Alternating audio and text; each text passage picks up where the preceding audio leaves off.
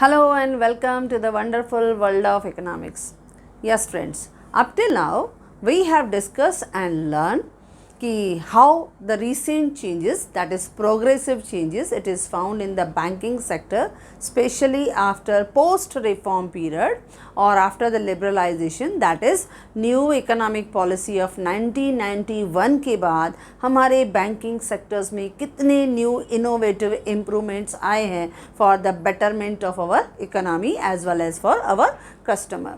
Now उसके बाद हमने discuss किया कि what are the new crises or some issues are faced by these banking sectors. आज हम डिस्कस करेंगे what are the challenges faced by the banking sector in our economy. अगर हम issues देखें तो problems हैं, लेकिन उन प्रॉब्लम्स को एज अ चैलेंज करके ग्रांट करना, एक्सेप्ट करना और उनके लिए सॉल्यूशन फाइंड करना, that is the main challenge. तो आज हम सीखेंगे what are the challenges faced by the banking sector in our Indian economy after 1991 in a very easy way. As you know that simplicity is our main motto. तो आज हम discuss करेंगे challenges कि क्या है डिफरेंट चैलेंजेस. और challenges जो हैं वो वहीं से डिराइव होते हैं जहाँ से थोड़े थोड़े प्रॉब्लम्स स्टार्ट होते हैं. तो पहला हम चैलेंज करके लेते हैं जो बैंकिंग सेक्टर मोस्टली फेस करती है. हमने डिस्कस किया था इन द क्राइसिस और in the issues, that is bad loan. Bad loan जो है, जब कोई भी कस्टमर जो है अपने लोन को पे नहीं कर पाता है, either the loan amount, principal amount or the interest for continuously 3 months, then that will be considered as a bad loan. तो वो बैड लोन का अमाउंट जिसकी हमने फिगर डिस्कस की थी up to 31 March 2018, it was nearly 10.25 lakh crore. इतना बड़ा amount जो है वो बैंक्स के पास बैड लोन हो गया है. So that amount is called as non-performing assets. तो सबसे बड़ा चैलेंज आज हमारी बैंक अथॉरिटीज़ के सामने है, that is challenges of NPA यानी नॉन परफॉर्मिंग असेट्स. यानी जो बैड लोन डिक्लेयर्ड हो गए हैं जिसकी वजह से बैंक को सरवाइव करना प्रॉब्लमेटिक लग रहा है, ये सबसे बड़ा चैलेंज है in front of banking sector. इसके लिए गवर्नमेंट अथॉरिटीज़ जो है वो टाइम आफ्टर टाइम बैंकिंग को सपोर्ट करती हैं, उनके रूल्स एंड रेगुलेशंस को चेंज करती हैं ताकि बैंक्स के जितने भी लॉसेस हुए हैं, कोई भी बैंक को कोई भी अगर कोई लॉस हुआ है तो उनको रिकवर करने में उनको लॉ की सपोर्ट दी जाए, उनको प्रोटेक्ट किया जाए, ताकि क्योंकि banking sector is the backbone of our economy. उनको प्रॉब्लम आएगा तो our economy will be collapsed, shattered. तो उन्हें हमेशा संभाल के रखना है, प्रोटेक्ट करना है. तो सबसे बड़ा चैलेंज आता है in front of banking sector, that is bad loans यानी नॉन परफॉर्मिंग असेट्स. तो उन नॉन परफॉर्मिंग असेट्स यानी 10.25 लाख जो करोड़ का सबसे बड़ा एक रिकवर करना है लोन, यानी जो हमने दिया है लेकिन वो अभी तक वापस नहीं आया है, उसके लिए हमारी जो बैंकिंग अथॉरिटीज़ हैं वो time after time suitable measures adopt कर रही हैं. गवर्नमेंट उन्हें सपोर्ट कर रही हैं, उनको कोर्ट का भी सपोर्ट मिल रहा है, लॉ भी उन्हें प्रोटेक्ट कर रहा है और इस तरह से धीरे धीरे उनका रिस्क जो है वो मिनिमाइज़ कर रहे हैं. तो सबसे बड़ा चैलेंज कौन सा है? नॉन परफॉर्मिंग असेट्स का, ताकि उनको सपोर्ट मिले, ताकि जिन्होंने लोन लिया है, अगर जैसे हमने कहा था कि मेहुल चोकसी है, नीरव मोदी है, विजय माल्या, ऐसे बड़े बड़े 40 बहुत बड़े जो है इंडियन बिजनेसमैन हैं जिन्होंने करोड़ों रुपए का लोन तो लिया लेकिन उन्होंने उनको रीपे नहीं किया और देश छोड़ के भाग गए. तो उनके प्रॉपर्टीज़ को जो है वो ज़ब्त करना, सील कर देना, फिर उन्हें ऑक्शन के थ्रू सेल करना और अपने पैसों को धीरे धीरे रिकवर करना. तो लॉ की सपोर्ट, गवर्नमेंट की सपोर्ट जो है it is very essential, very necessary.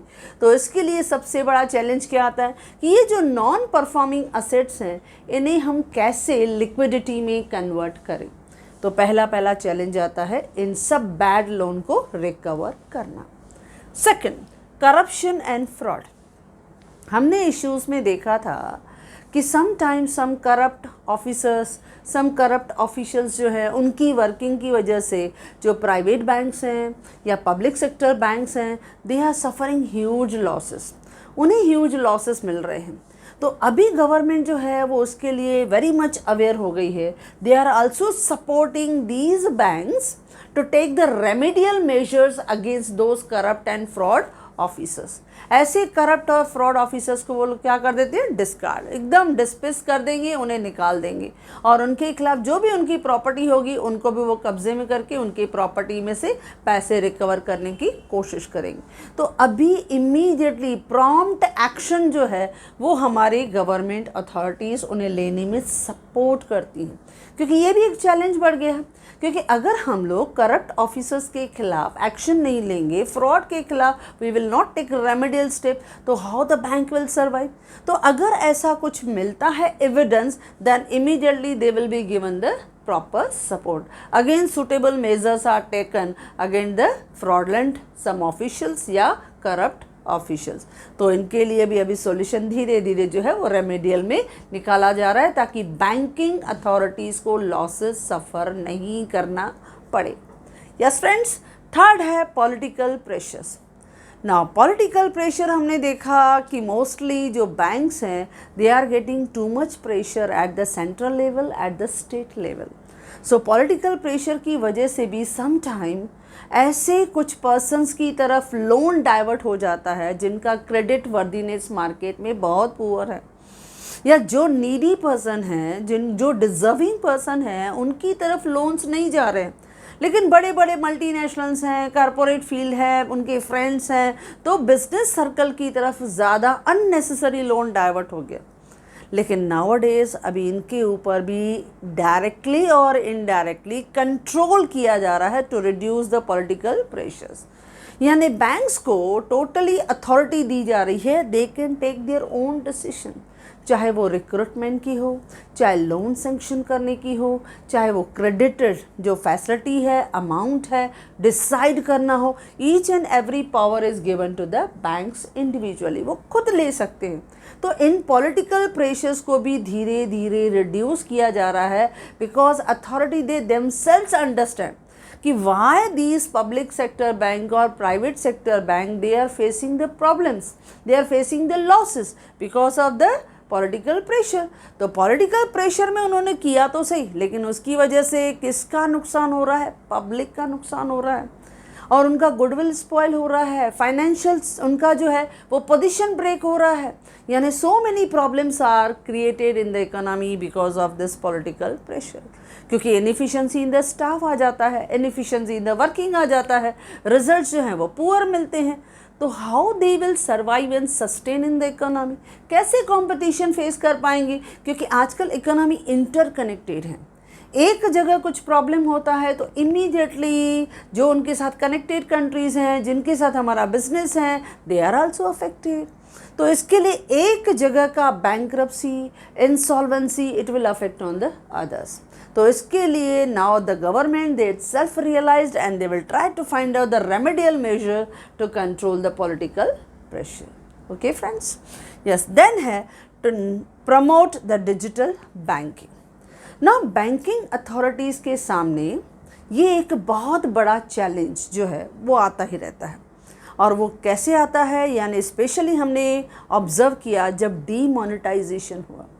तो डीमोनेटाइजेशन के बाद हमारी इकोनॉमी को डिजिटल बैंकिंग सिस्टम की ट्रांजैक्शंस कैसी करनी चाहिए उसके लिए लोगों को अवेयर किया गया, and to educate them so many ads, उनका सपोर्ट लिया गया कि किस तरह से हम लोग कैशलेस इकोनॉमी को प्रमोट कर सकते हैं, यानी डेबिट कार्ड हो, क्रेडिट कार्ड हो, किस तरह से, या डायरेक्टली ऑनलाइन हम लोग बहुत से शेड्यूल्ड बैंक जैसे हमने डिस्कस किया था, जैसे एयरटेल बैंक से मनी ट्रांसफ़र कर सकते हैं, जियो पेमेंट से हम लोग कर सकते हैं, या गूगल पे से कर सकते हैं, पेटीएम से कर सकते हैं, फ़ोन पे से कर सकते हैं। यानी इतने सारे डिफरेंट सर्विसेज के थ्रू लोगों को अवेयर किया गया, एजुकेट किया गया कि कहीं पे भी हो, अगर आपके पास वो कैश नहीं है तो आप इस तरह से सिंपल आप QR कोड को भी स्कैन करके ऑन द स्पॉट आप मनी को ट्रांसफ़र कर सकते हो।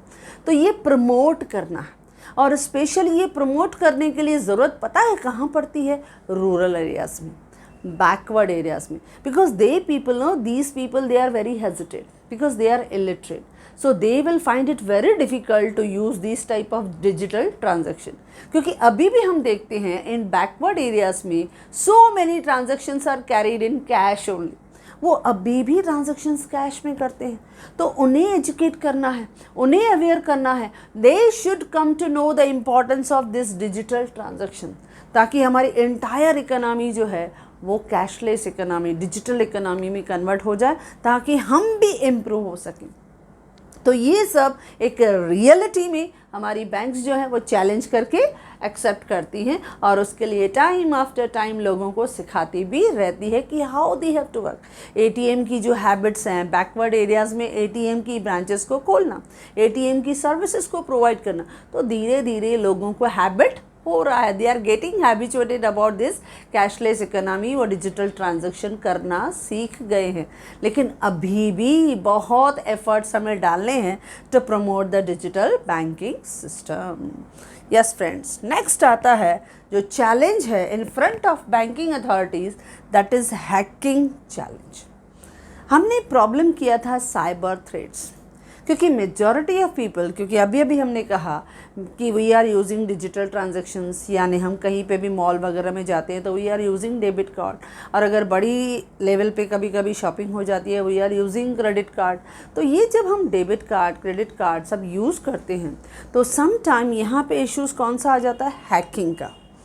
हैकिंग की वजह से डेटा जो है वहाँ ट्रांसफ़र हो जाती है, और यू नो दैट कि some time that data is also pass on by our self only, क्योंकि कुछ इनोसेंट पीपल हैं जिनको वो थोड़ा मिसगाइड करके, ब्रेन वॉश करके उनसे थोड़ी डेटा ले लेते हैं, and then money will be transferred to those fraud people.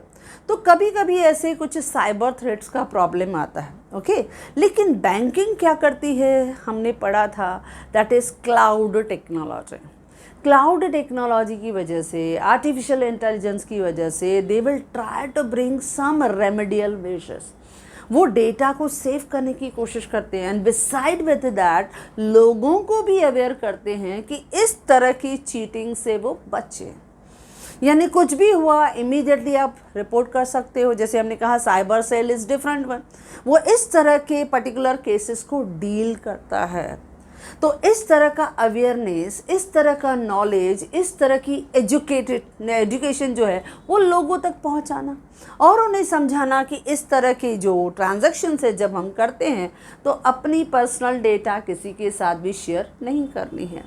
तो ये सब धीरे धीरे हमारा बैंकिंग सेक्टर जो है एज अ चैलेंज करके एक्सेप्ट कर रहा है. तो ये जो हैकिंग चैलेंज है ये भी हमारे बैंकिंग सेक्टर के लिए एक बहुत बड़ा चैलेंज बन गया है. लेकिन with proper technology, with new methods के साथ, न्यू टेक्नोलॉजी के साथ अभी इनको धीरे धीरे हम लोग कंट्रोल कर पा रहे हैं. इनके बहुत से रेमेडियल मेजर्स जो हैं वो हमारी बैंकिंग सेक्टर अडॉप्ट कर रही है.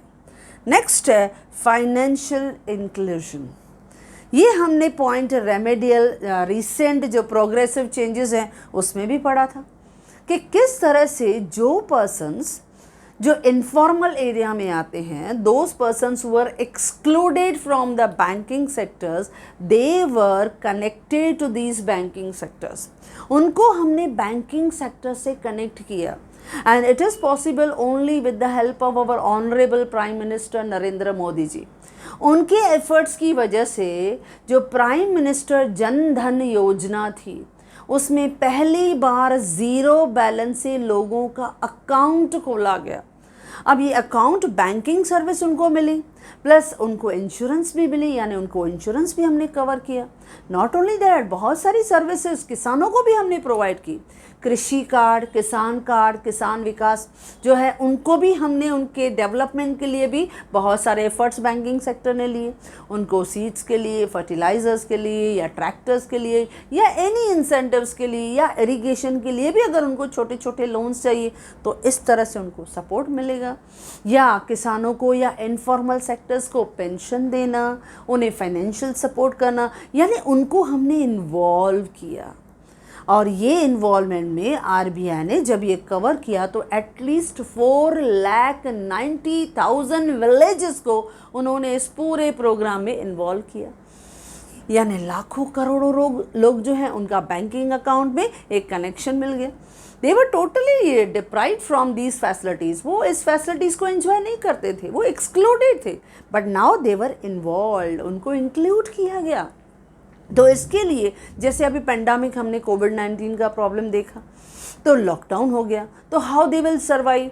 तो आपने देखा बैंकिंग अथॉरिटीज़ ने डायरेक्टली उनके अकाउंट में पैसे ट्रांसफ़र किए ताकि वो अपनी बेसिक नेसेसिटीज़ को, एसेंशियल रिक्वायरमेंट को सेटिस्फाई कर सकें। और ये किसकी वजह से हुआ? ये only because of financial inclusion, जो बैंकिंग सेक्टर ने बहुत फ्रूटफुली एग्जीक्यूट किया। तो सबके अकाउंट खुल गए, भले ज़ीरो बैलेंस, ये पहले पॉसिबल नहीं था, लेकिन इस तरह से प्राइम मिनिस्टर जन धन योजना को उन्होंने एग्जीक्यूट किया।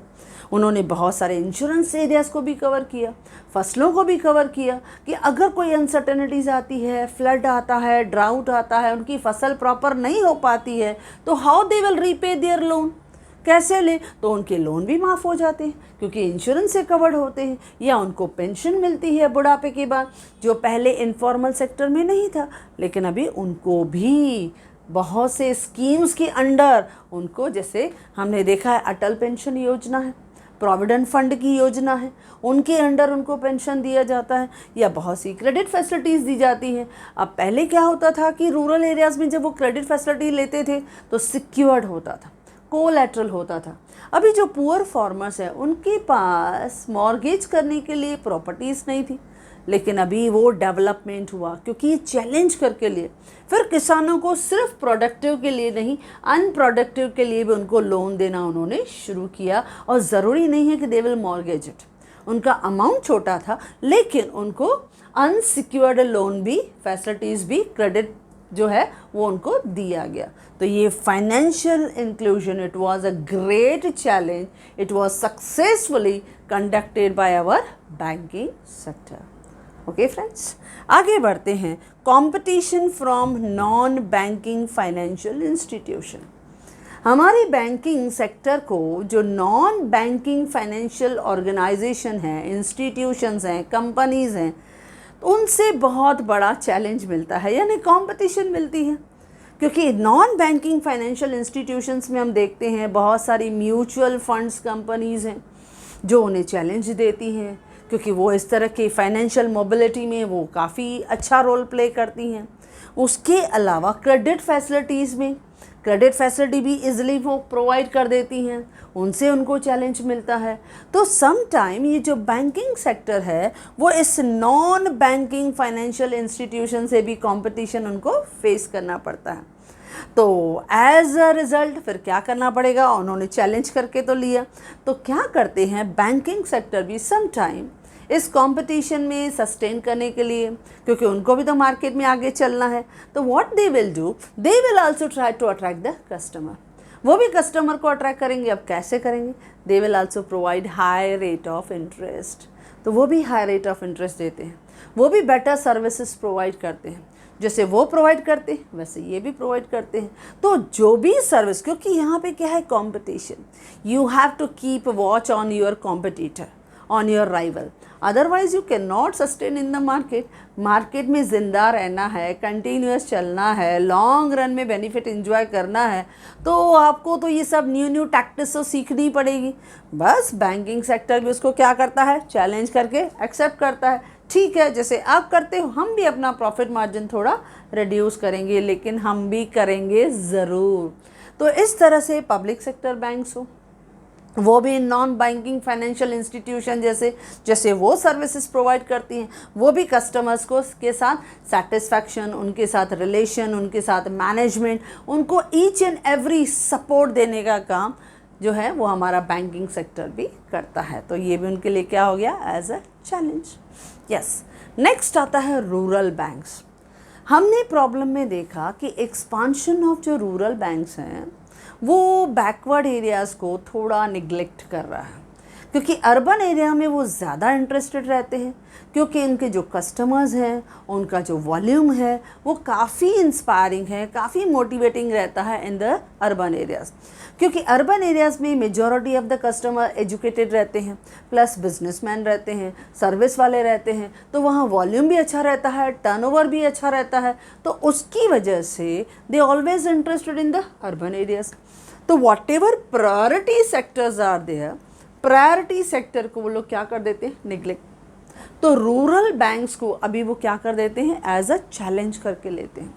रूरल एरियाज़ में भी बैंक्स हमने देखा था रिसेंट ट्रेंड्स में, प्रोग्रेस में, कि रूरल एरियाज़ में वो एक्सपांड कर रहे हैं, अपनी ब्रांचेस ओपन कर रहे हैं, ताकि रूरल पीपल जो मेजॉरिटी ऑफ अवर पॉपुलेशन है, they are also connected with these all banking facility, उनको भी इन बैंकिंग फैसिलिटीज़ का हिस्सा बनाया जा सके।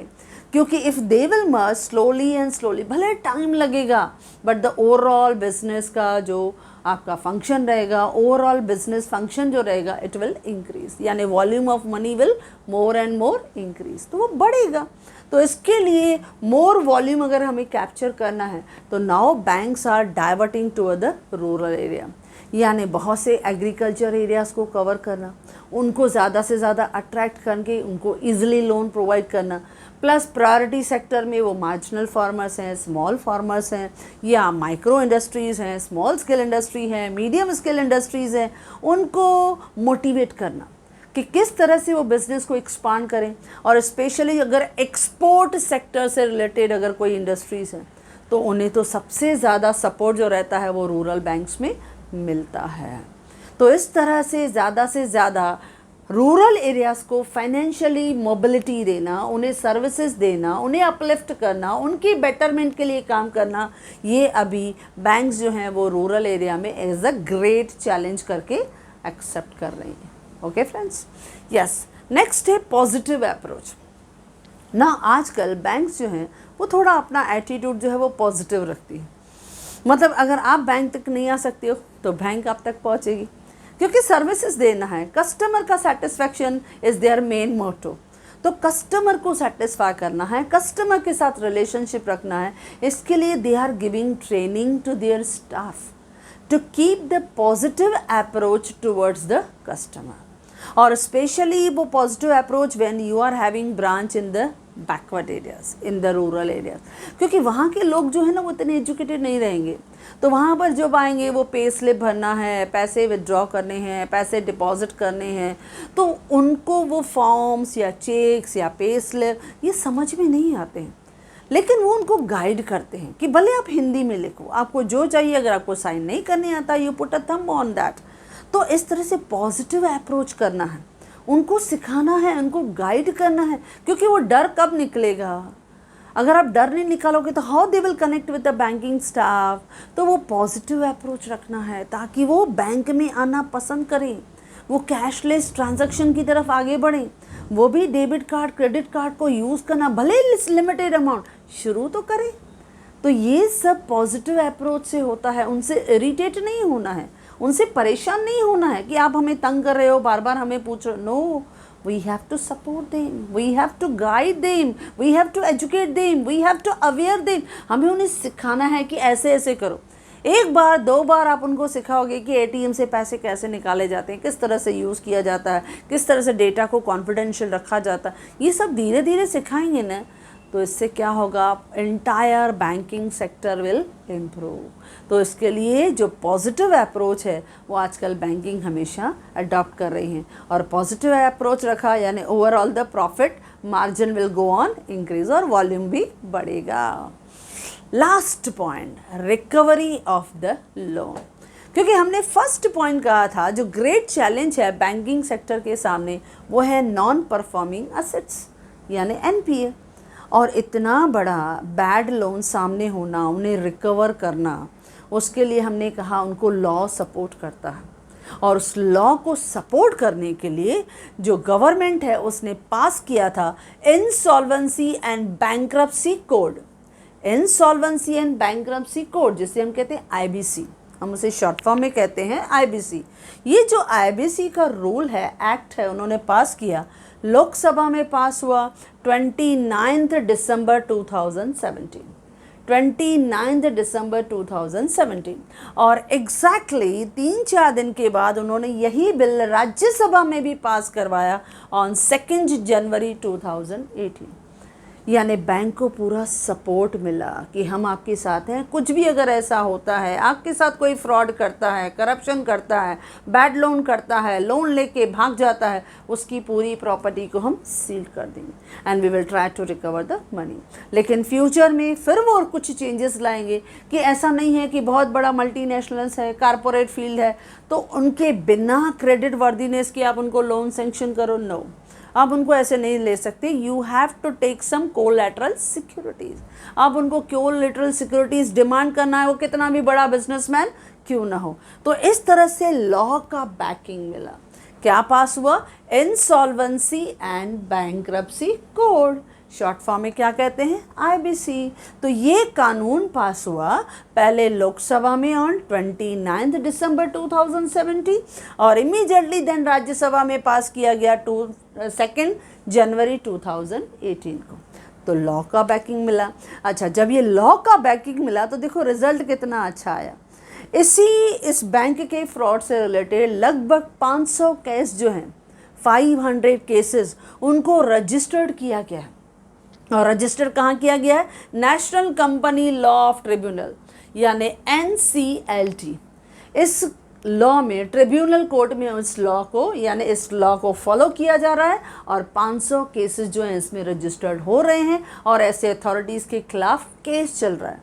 उनकी प्रॉपर्टीज़ में से फाइनेंशियल रिकवरमेंट जो है वो बैंकिंग सेक्टर कर रहा है कि कम से कम लॉस तो रिकवर हो। तो देखो कितना फ़ायदा हुआ, यानी उनके रिस्क को मैनेज किया हमारी गवर्नमेंट ने। किसकी मदद से? With the help of law, कानून की मदद से, कोर्ट की मदद से ऐसे लोगों के खिलाफ केस चलाए जाएंगे और उनकी प्रॉपर्टी में से पैसे रिकवर करके बैंक अथॉरिटीज़ को दिया जाएगा, क्योंकि फाइनेंशियल सिस्टम को डिस्टर्ब नहीं करना है। It is the life blood of the economy. पूरे इकोनॉमी फंड्स के बगैर कैसे चलेगी? तो इसके लिए उनको सपोर्ट दिया गया ताकि उनकी रिस्क का लेवल कम हो। तो इस तरह से ये जो 10 पॉइंट्स हैं, these are the great challenges in front of banking sector. और जैसे जैसे मैंने आपके साथ डिस्कस किया, इसी तरह से ही मैंने अपने वेबसाइट में आपको यही क्वेश्चन जो है वो बहुत ईजी लेवल में आपको लैंग्वेज में लिख के दिया। Okay friends, so if you like this video, do share, and if you want my handwritten notes, the link is given in the description box. Thank you.